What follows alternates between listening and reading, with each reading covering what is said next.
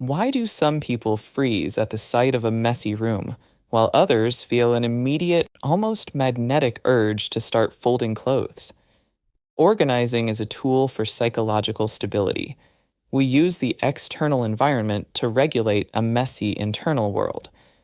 When life feels unpredictable, the human mind enters a state of free fall. To stop that sensation, the brain hunts for predictability. If you can't influence the large-scale chaos of your day, you can at least manufacture perfect order within the four walls of your kitchen. Tidying is an immediate defense mechanism, a way to seize a sense of agency when everything else feels out of reach. This defense mechanism is driven by your physical brain. The moment you complete a localized task, like wiping a counter or making a bed, your neurochemistry shifts. This diagram shows the cycle. Every time you cross off a microtask, your brain releases a small reward hit of dopamine. As the cycle repeats, a secondary effect kicks in. Visual clutter removal correlates with a drop in your stress hormone, cortisol. That lighter feeling you experience after cleaning is a literal biological stabilization. Your biology chemically reinforces the act of manipulating your environment to reduce stress.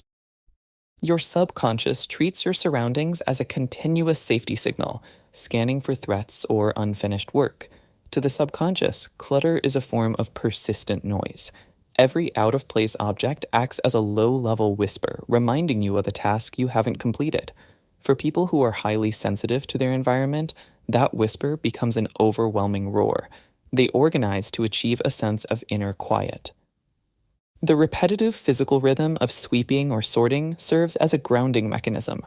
For those who struggle to sit still in traditional meditation, this physical focus provides a similar mental reset, narrowing the brain's attention to a single predictable action until the internal noise fades. Organizing becomes a tool to mute subconscious anxiety and turn a living space into a reliable signal of safety. The deepest layer of this process is the decision to discard an object. Deep cleaning often carries a heavy, even tearful emotional weight that goes far beyond the surface-level relief of a tidy room. Letting go of an old possession is a physical way of saying you no longer need the version of yourself that once used it. Our spaces create a constant internal dialogue. A messy room reinforces a feeling of being overwhelmed, while a clear room signals that you are capable. By removing objects and clearing space, you are actively shifting your self-perception and rewriting that inner conversation. This turns your next organizing session into a form of real-time self-care, where the mind and body line up through simple physical acts. Feeling clear-headed and intentional isn't a random event. It's a state of mind you build, one shelf